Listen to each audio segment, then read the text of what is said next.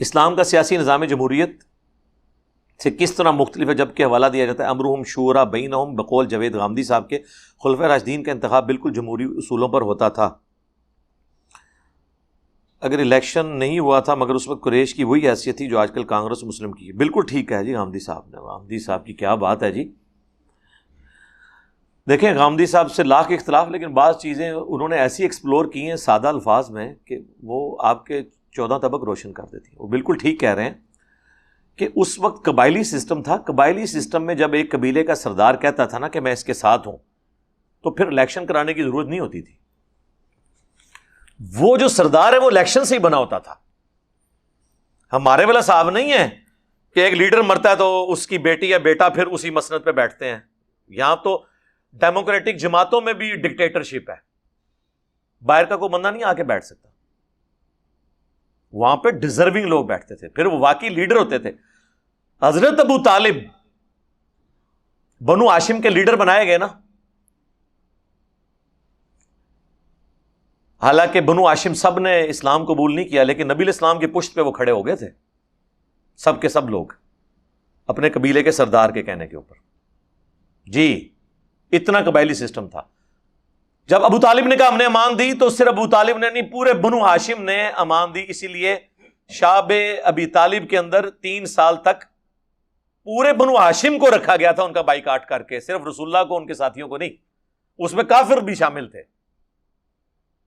حضور کے چچا حضرت عباس بن عبد المطلب حضور کے ساتھی رہے اس وقت۔ اسلام تو اس وقت انہوں نے قبول نہیں کیا، اسلام تو جا کے انہوں نے غزوہ خیبر کے موقع پہ کہیں قبول کیا، اور یہ تو مکی دور کی بات ہو رہی ہے، لیکن حضور کے پشت پناہ۔ تو اس زمانے میں قبیلے کا سردار جب بیعت کرتا تھا، اوس اور خزرج میں ایک ایک بندے سے جا کے ووٹنگ نہیں کرائی گئی ہے۔ اوس کے سردار سعد ابن معاذ اور خزرج کے سعد ابن عبادہ رضی اللہ تعالی عنہما، بس وہ دو اسلام قبول کرتے ہیں اور پورا قبیلہ اسلام میں آ جاتا ہے۔ اور اس کا ذکر قرآن میں بھی ہے نا، اذا جاء نصر اللہ والفتح وَرَأَيْتَ النَّاسَ يَدْخُلُونَ فِي دِينِ اللَّهِ أَفْوَاجًا۔ آپ دیکھیں کہ اللہ تعالیٰ نے آپ کو فتح نصیب کی تو اس کی برکت سے لوگ گروہ در گروہ دین میں داخل ہو رہے ہیں۔ گروہ در گروہ کیوں ہوتے تھے؟ ایک قبیلے کا سردار ہوتا تھا، وہ پورا قبیلہ اس کے پیچھے لبیک کہتا تھا۔ اس زمانے میں یہ سسٹم تھا۔ اس کو آپ آسان طریقے سے سمجھیں۔ آج اگر شہباز شریف صاحب یا نواز شریف صاحب یا بلاول بھٹو اگر یہ کہتے ہیں کہ ہم پرائم منسٹر کے بیعت کرتے ہیں یا ان کے ساتھ ایگری کرتے ہیں، تو اس کا مطلب یہ 2 بندوں کا ایگری کرنا نہیں ہوگا، 2 جماعتوں کا ایگری کرنا اور ان کے ساتھ اٹیچ ان کے ووٹرز کا ایگری کرنا ہوگا۔ تو اس زمانے میں تو بہت سٹرونگ یہ سسٹم تھا۔ یہاں تو پھر بھی نا اہل لوگ اوپر آ کے بیٹھ جاتے ہیں، وہاں پہ تو اہل لوگ ہی سردار ہوتے تھے۔ تو اس لیے یہ سارے معاملات ہوتے تھے، لہٰذا خلفاء کا چنا جانا اس وقت بیسٹ۔ اور پھر دوسرا، میں خلافت راشدہ کو کسی حد تک ڈیوائن بھی سمجھتا ہوں اس حوالے سے کہ جب صحیح بخاری میں آتا ہے حضرت عمر فاروق رضی اللہ تعالیٰ عنہ کو زخم لگا اور پھر ان کی یہ حالت ہوگی کہ معدہ کٹ گیا تھا، جو کھاتے تھے معدے کے راستے باہر سے ہی نکل جاتا تھا، اور ان کو یہ یقین ہو گیا کہ اب میں اس تکلیف سے ریکور نہیں کروں گا۔ تو عبداللہ بن عمر کہتے ہیں کہ ان دنوں میں انہوں نے کہا کہ میں اپنے بعد اس امر خلافت میں 6 بندوں کے سوا کسی کو اہل نہیں سمجھتا جن سے رسول اللہ اپنی وفات تک راضی رہے۔ یہ الفاظ ہیں۔ تو جن کو رسول اللہ کی گارنٹی حاصل تھی نا، اب ان کے لیے امرہم شورا بینہم کی ضرورت بھی نہیں تھی۔ اور انہوں نے 6 بندوں کے نام لیے: علی، عثمان، طلحہ، زبیر، عبد الرحمن بن عوف اور سعد ابن ابی وقاص۔ ویسے ایک 7واں بندہ بھی تھا عشرہ مبشرہ میں سے، انہوں نے سارے عشرۃ مبشرۃ کے نام لیے جو 10 جنتی خوش نصیب ہیں۔ وہ تھے سعید ابن زید، جو وہ سب و شتم والی ساری حدیثیں جن سے ہیں ابو داؤد میں، سنن نسائی الکبریٰ میں۔ تو وہ چونکہ حضرت عمر کے بہنوئی تھے اس لیے انہوں نے ان کا نام نہیں لیا، اور پھر اپنے بیٹے کی دلجوئی کے لیے کہا کہ میرے بیٹے عبداللہ ابن عمر کو بھی مشورے میں شامل کر لینا، لیکن اس سے کوئی خلیفہ نہ چنے، کیونکہ وہ ڈکٹیٹرشپ نہیں چاہتے تھے۔ اور پھر کہا کہ اگر تم سب لوگ سعد ابن ابی وقاص پر بھی متفق ہو جاؤ تو اسے خلیفہ چن لینا، اور میرا اسے پرشین امپائر کی جو گورنری تھی، یعنی عراق کا گورنر تھا، یہ میں نے اسے معزول کر دیا. حالانکہ عراق فتح سعد ابن ابی وقاص نے کیا تھا قادسیہ کے اندر. حضرت عمر 4 سال سے زیادہ کسی کو رہنے نہیں دیتے تھے گورنر کے، وہ اپنا کو پارٹی جتھا نہ بنا لے. معزول کر کے واپس بلا لیا، اور وہاں لوگوں نے کہا کہ یہ بندہ نااہل تھا، اس لیے حضرت عمر نے اسے واپس بلایا. حضرت عمر نے کہا کہ میرا اسے گورنری سے ہٹانا، اس کو پلی نہ لینا، اگر تم سعد پہ بھی متفق ہوتے ہو میرے بعد اسے خلیفہ چن لینا. یہ تھی للہیت. حضرت عمر کی ایک اپنی مینیجریل سکلز تھی جن کی وجہ سے وہ مینجمنٹ لوز نہیں ہوتی تھی. اور صحیح مسلم میں بھی یہ حدیث ہے، اس میں 6 بندوں کے نام نہیں ہے، بخاری میں تو نام ہے، اس میں صرف یہ ہے کہ حضرت عمر نے ایک خواب دیکھا کہ مجھے ایک مرغے نے خواب میں 3 ٹھونگے ماری ہیں، اور ان کا کہ اور یہ ان کا آلموسٹ آپ سمجھ لیں آخری خطبہ تھا جو انہوں نے دیا حج سے واپسی پہ مدینہ شریف کے اندر، اور کہا کہ میں نے یہ خواب دیکھا ہے. اور پھر حضرت عمر نے اپنی لائف کنکلوڈ کر لی. انہوں نے کہا میرا معاملہ لگتا ہے قریب ہے. ان کو یہ بھی پتا تھا کہ میں قتل ہوں گا. ہاں جی، صحیح مسلم میں حدیث ہے، حضرت ابوبکر، عمر، عثمان، علی، طلحہ، زبیر یہ حضور کے ساتھ احد پہاڑ پہ چڑھے تو وہ کانپنا شروع ہو گیا. تو انہوں نے کہا، نبی علیہ السلام نے کہا احد تھم جا، اس وقت تجھ پر نبی، صدیق اور شہداء کے سوا کوئی نہیں ہے. تو سارے صحابہ کو پتا تھا، حضرت طلحہ کو بھی پتا تھا میں نے شہید ہونا ہے، حضرت زبیر کو بھی، حضرت علی کو بھی، حضرت عثمان بھی، حضرت عمر بھی، یہ سب موجود تھے، اور صدیق حضرت ابوبکر تھے، باقی سب شہداء تھے. تو مسلم کے الفاظ ہیں، حضرت عمر کہتے ہیں کہ مجھے مرغے نے خواب میں 3 ٹھونگے ماری ہیں، مجھے لگتا ہے کہ میں اب نہیں بچوں گا.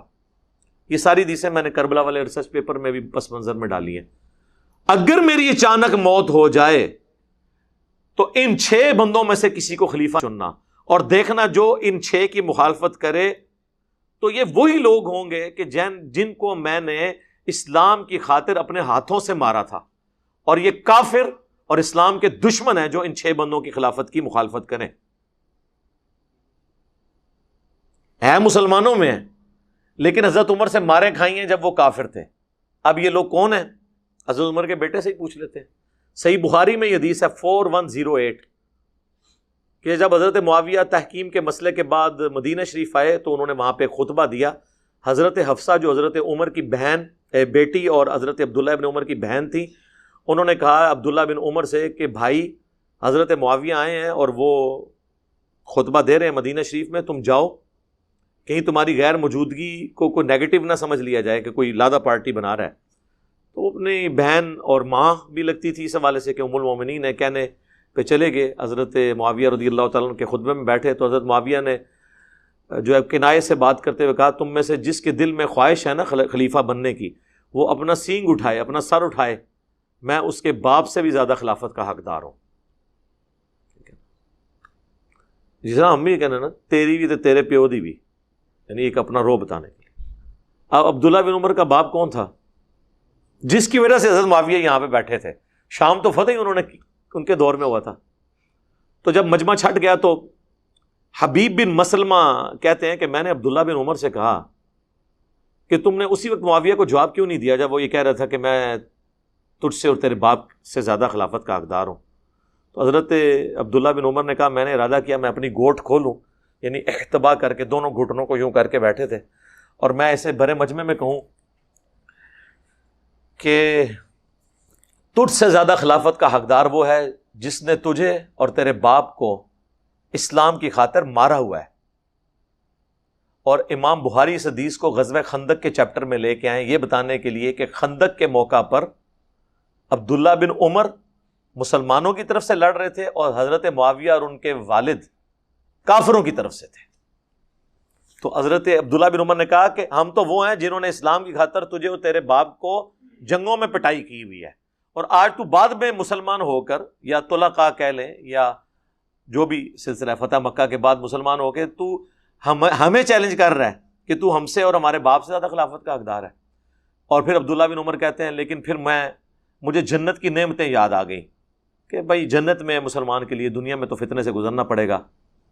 پھر میں خون ریزی اور فتنے کے ڈر سے خاموش ہو گیا. اور حبیب بن مسلمہ کہتے ہیں کہ عبداللہ بن عمر نے خاموش ہو کے اپنی جان بھی بچا لی اور عزت بھی بچا لی. یہ صحیح بخاری کے الفاظ ہیں 4108. ایک ماموں نے دوسرے ماموں سے اپنی عزت اور جان بچائی. کہتے ہیں نا خال المومنین. تو عبداللہ بن عمر خال المومنین نہیں ہے، مومنین کے ماموں نہیں ہیں، ان کی بہن نہیں ہے حضور کی بیوی. ٹھیک ہے، بس اس طریقے سے رشتے نہیں بنتے نا، تو زبردستی کے بناتے ہیں. تو میرے بھائی اس طرح کے یعنی معاملات بھی ہو جاتے ہیں. اور بتانے کا مقصد یہ ظاہر ہے کہ رٹی رٹائی باتیں نہیں کرنی، لیکن حضرت عمر نے جو کہا تھا نا کہ جو بھی میرے ان 6 بندوں میں سے کسی کی مخالفت کرو ہے تو جان لینا یہ وہی لوگ ہیں جنہیں میں نے اسلام کے ہاتھوں اپنے ہاتھوں سے مارا ہوا ہے. اور عبداللہ بن عمر نے وہ جملہ ریپیٹ کیا اپنے باپ کا کہ تم لوگ وہ ہو کہ جن کو تمہیں اور تیرے باپ کو ہم نے اسلام کی خاطر مارا ہوا ہے. تو یہ خیر لمبا ٹاپک ہے.